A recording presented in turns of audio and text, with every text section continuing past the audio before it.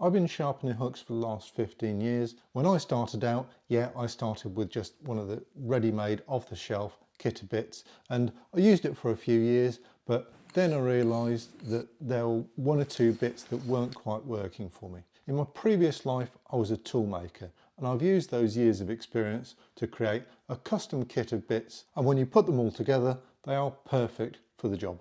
So this is the vise I use, and now my job at the fishery, I see a few of these and I see a few of the cheaper Chinese versions. The problem with the cheaper vices is that when you put a hook in them like that and you do up the thumb wheel, like that, that is very secure. But the Chinese ones, what they struggle to do is they struggle to maintain two parallel faces. And if those faces aren't parallel, then they're just not going to do a good job of gripping the hook.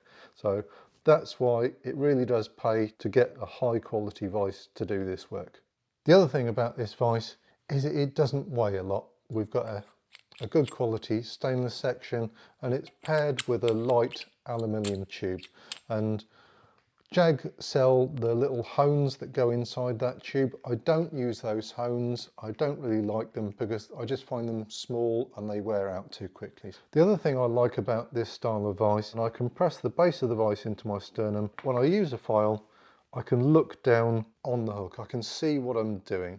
Now these strange objects are relics from my tool making days. This one might have been made by my father. This would be perfectly fine for the job, so if you've got one of these old toolmakers vices, then great, you can use that. The only downside with this is that it's heavy.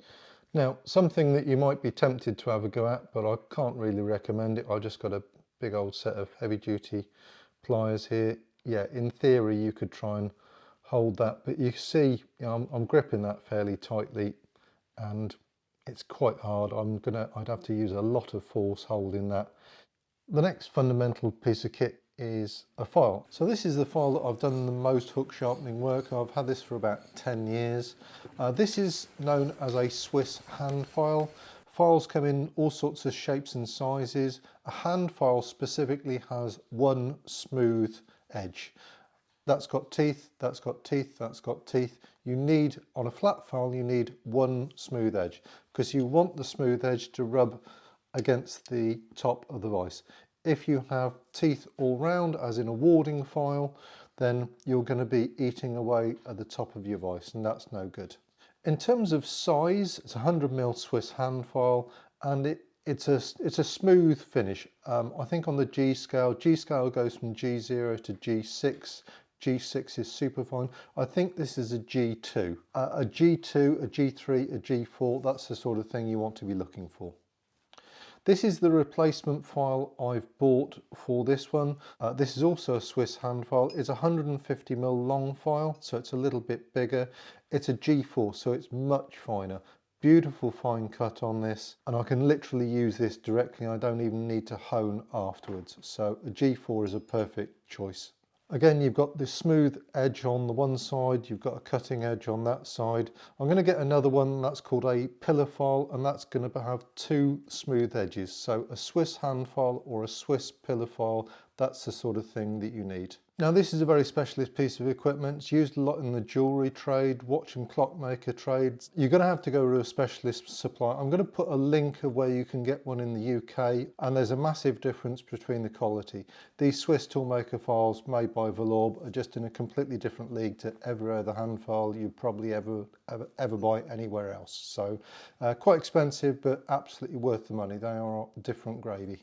So this is a selection of files which you might be tempted to use, but I really wouldn't recommend. I see quite a few anglers and quite a few of the fishing brands sell diamond impregnated little hand files like this. These wear out pretty quickly, to be honest. They don't do a very good job, and it's a bit rough and ready. So personally, I'm not a fan. This is a chainsaw sharpening file. It's a bit too coarse. It does work, but it removes a little bit too much metal, and the result is quite coarse for me. Okay for sharpening sea hooks or massive great shark hooks, something like that, but for little carp hooks, too coarse. This is a half round file, and it's way too coarse. I think it's a bastard file. And that's not me being rude, that's the actual name of a file. It's very old, very blunt and completely unsuitable. At the other end of the scale, this is a very fine file, and with these, I think it's called a barrette, with these edges on here. You need flat edges, you can't have anything like that, otherwise it's going to make running them on the vise really quite challenging. So it's just going to catch in between the teeth there. When I first started hook sharpening, I went to a show and I bought the Jag kit. The Jag vise is fantastic, but the Jag file, for me, the amount of hook sharpening I did, it didn't last very long. After about 12 months, it was pretty much done. It's not terribly expensive, and you might say, well, that's fine, just get a new one. For me, it's too thin. It's fine to start with, and if you only do a little bit of hook sharpening, then any one of the Carpy brands, you know, pick your favourite Carpy brand, and there'll be a hook sharpening offer from Nash or Garden or whoever. But if you really want to get serious about it and you know, really get into it, then a Swiss hand file, a Swiss pillar file is absolutely the way to go. And you might be horrified about how much these things cost, but that's what they cost. They are precision pieces of kit, and they will last you a very long time and do an awful lot of hook sharpening for you. But obviously it's only worth investing in that kind of level of gear if you're going to do a lot of this. If you're looking in detail at the surface of a file, if you see a line going across that way and this little triangle shape formed here, that means that it's a double cut file. There's teeth in two directions. There's teeth cut this way and there's teeth cut in that way as well. So that's a double cut file as opposed to a single cut file. And double cut files produce a smoother finish. Because this file has got a good width to it, it makes it very easy to use. The original Jag kit comes with what I would call a flat needle file, and the flat needle file is only about 6mm wide. I don't even have it in my kit anymore because I just didn't get on with it at all. Yeah, it's enough to get you going, but using a narrow file, it's very difficult to control actually, even if you've got some skills. So a wider file is much easier to control. When I'm doing the top like this, it's that smooth face that I want running on my finger as well, otherwise I'm just going to file my finger away. Oh yeah. The length, it means I can do nice long controlled strokes. I'm using very little pressure here, and that file is just cutting as sweet as a nut. So with just, well, less than 10 strokes, you can see I've put a lovely flat, just glinting in the light there on that surface. It's really smooth actually.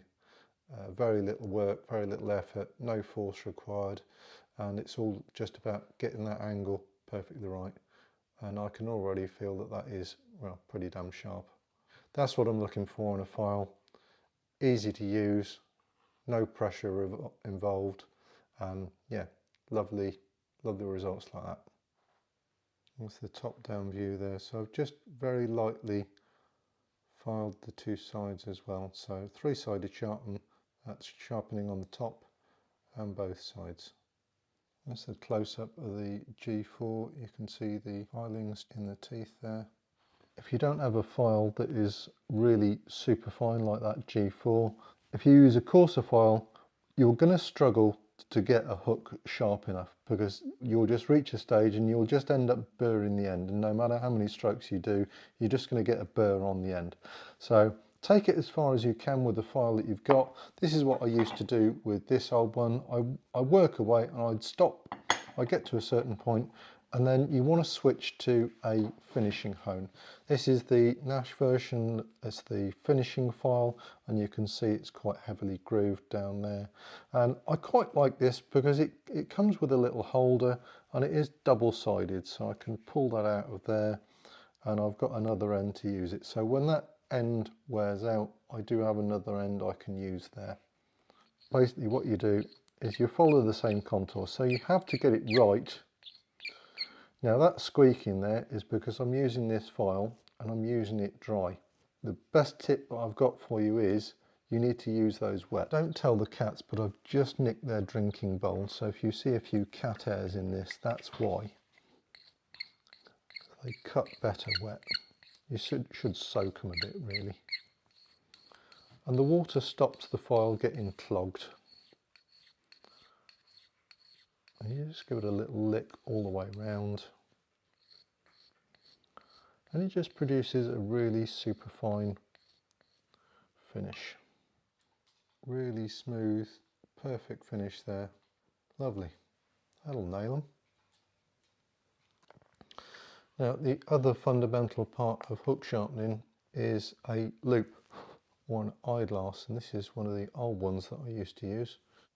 So if you don't have access to an eyeglass or a jeweler's loop, you can do the nail test. This is just an old box of hooks I've got here that have been used and then rejected because I don't think I can resharpen them. And to do the nail test, you take the hook and you just scrape it lightly across your nail like that, and if it's sliding, if it's skidding like that is, then that's no good. Now if I put my nail the other way and do that, I can feel that it stops at the end. That indicates to me that the point is actually bent upwards like that. With an eyeglass I can see a lot more, and that has gone like a banana at the end, and I've elected not to try and resharpen that, just to throw it away, recycle it. So if we just take a new one out of the packet and do the nail test again, straight out of the packet, that's a winner. No matter where I jab that in my nail, it's grabbing. So that's a good hook, and I can see with the eyeglass that that is plenty sharp enough to catch me a carp. So if it will pass the nail test, then it should be good enough to catch you a carp. If it slides, then change the hook or resharpen it if you can. And I've certainly found that the nail test is more reliable than just, well, that's skidding along that hook is so blunt that it's skidding along my skin there. So if I take a new hook, then yeah, that's straight in. But it's much easier to tell on the nail test the difference between hook point sharpness than just stabbing it in your finger. So if you have an eyeglass or a loop, use it every time. If you don't, try the nail test, and if it fails the nail test, then bin the hook, grab a new one, and it'll stand much better chance of catching a carp. Or resharpen it, of course. One of the most important things with hook sharpening is the ability to see what you're doing. And if you haven't got a high quality loop or an eyeglass, then you're really going to struggle to see. Because if you can't see what you're doing, you have no idea whether you're making it sharper or blunter. There's absolutely a technique to using these things, and there's a few different ways you can do it. You either need one with a light or very good lighting. I tend to do most of my hook sharpening in daylight conditions. This is not the sort of thing that you're going to have any chance of doing well in the dark, in the back of a bivvy. You need the light. The other way of doing it is to view them in silhouette. So on a cloudy day, or you don't want to hold it up against the sun, but you basically look up at the sky and you view the hook backlit. So I absolutely guarantee that you totally get what you pay for when it comes to loops. 10 quid as a minimum. This is a proper triplex loop, and that means that there's actually 3 pieces of glass in here. Glass and not plastic as well. It's very tiny, it's a little bit fiddly to use. It's got a very kind of narrow focus distance, so you focus these things by moving the object closer or further away. The amount of the image that is in focus is only a couple of mil actually. So that is an authentic 10 times magnification, and you really don't want any more than that. This 20 times 30 times is nonsense, to be honest. So this is the Nash eyeglass. Comes with a built-in little LED light. It's not working today because I've left it on, duh. So, but you can change the batteries on these. It is a plastic lens, but it's a nice big bright lens. Probably only about a 5 times mag, but I can see perfectly well with this, and it's got a greater focal depth as well. I don't need more magnification than this. It's easy to use. Hooks themselves, they come with this protective coating. Some of them have a Teflon finish. That's the dark finish that you get there on standard carp hooks. And once you take that away, you're down to the bare metal, and that is going to rust. Now what I found over the years is that hooks will rust at a different rate depending on what water you're fishing. Some waters are more acidic than others, and if that's the case on the water that you're fishing, you will find that your hooks will rust very quickly indeed. They will literally get eaten away overnight. Even worse on chemically sharpened hooks as well. Now, if you're only doing short sessions, day sessions, then yeah, hook rusting is not really going to be much of an issue for you at all.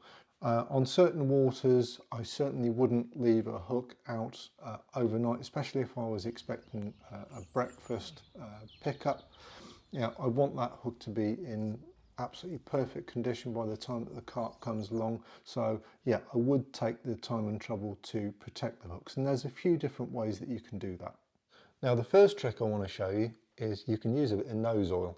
It doesn't cost you anything. You're going to have a little kind of oil sweat gland both sides of the nose, one behind the ear as well, but I prefer the nose.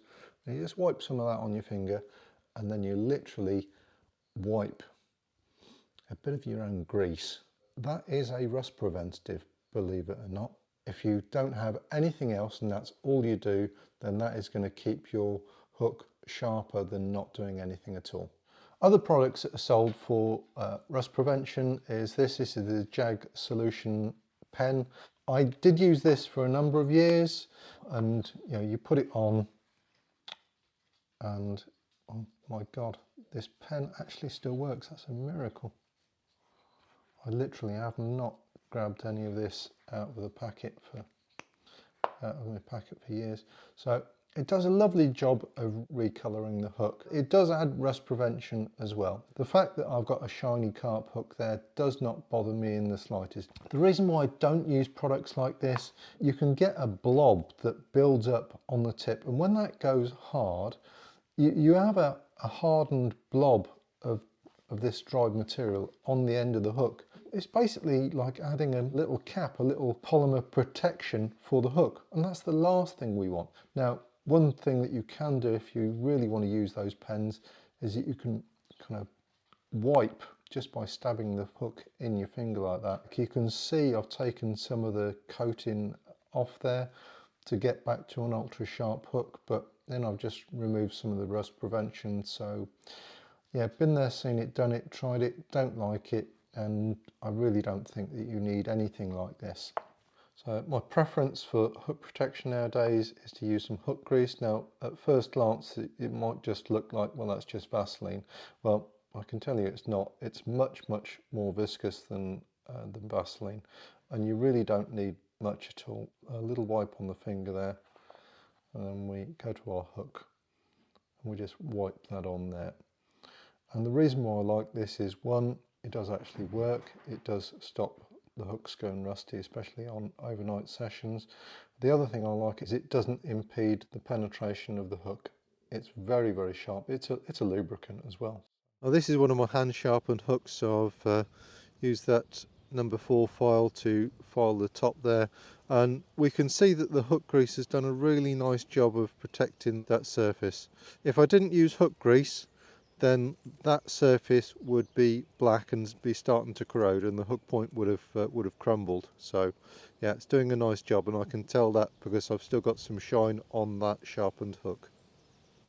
So there you go. It's a bit of a motley collection of bits, I know, from various different manufacturers, but for me each one of those is the best choice for the job, and they all work together. And you know, hook sharpening is something that plays a fundamental part of my fishing, has done for many years. It's certainly not for everyone, and I'm not recommending that everyone should do hook sharpening, but if hook sharpening is something you want to get into or what you want to try, then yeah, you don't have to just kind of buy the ready prepared kits from the big players that are out there. There are other options. You can buy a bit of that and a bit of that, and that's the way that I went because it works for me.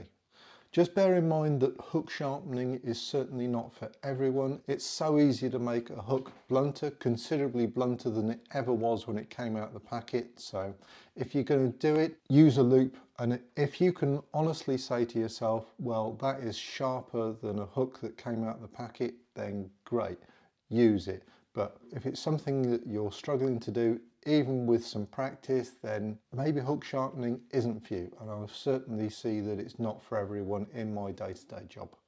At the end of the day, it's a combination of tools and technique, and with good tools and some good technique you can produce stunning results. I'm not suggesting for 1 minute that everyone should do it, or that on every water that you need to do it even, but on certain waters I can absolutely guarantee that good hook sharpening done to a very high standard is the difference between out catching anything, out fishing everyone, and catching very little. All right, let's have a look at the rigs from the session yesterday. Yeah, they feel absolutely fine on the finger. We'll have a little look at that nail test there, and yeah, still catching that. Yeah, pretty good. I'm going to, because I've got one of these, it's worth having a little look. You inspect them from 2 directions. Yeah, it's really very good. If I was fishing at the lake, my own lake, that hook would be absolutely knackered. Well, let's have a look at this one. That's fractionally damaged, that one. Only needs a little lick of a hone to get him good again. That one needs a bit of work too. This one's definitely bent. Yeah, the hook has definitely been bent. I would expect to see this. So I've got 2 that are actually good enough to be used. Again, no issues, no touch up. 3 I'm just going to give a little lick to because I can. It's a great thing to be able to learn if you can do so, but you are far better off just change your hooks, change your hooks, change your hooks. It's a really simple change to make to your fishing, but it makes all the difference in the world. If every angler only changed their hooks more often than they currently do, their results would go through the roof, I promise you. When the hooks are minimally damaged like this one is, you only need a few delicate little licks with a hone, right angle, right amount of pressure, and can make an incredible difference. That is absolutely sticky sharp. That hook wants to catch me a carp. That hook is going to catch me a carp. Then all I've got to do, that's the old rig, that's going to come off. So pull off the knotless knot, lose that. That blowback tube or that half blowback tube I should say, that's going to stay on there, and then just going to put that in my foam board for tying the next rig. What I've found over the years is that if you separate your rig maintenance away from the actual fishing, you're able to kind of go through the rig check and the hook check especially without the adrenaline. It's easy in a fishing situation, you know, you rush, you make mistakes, you're all excited, you're catching carp, you want to catch another one, or you've had a loss or whatever. You need to step back from that. So by doing the rig maintenance away from the bank, with a cool head, you're able to assess everything properly, logically. Is that hook good enough to catch me my next carp? Yes or no? And if you get in the habit of doing that and implementing these changes, you'll see the results. I'll absolutely guarantee that if you incorporate this into your fishing and do it consistently and religiously, and really pay a very close attention to fishing the very best that you can by making sure that your hooks are as good as they can be, the results will just come. Catching will be something that just happens automatically. There is no luck, there is no chance. A sharp hook is everything.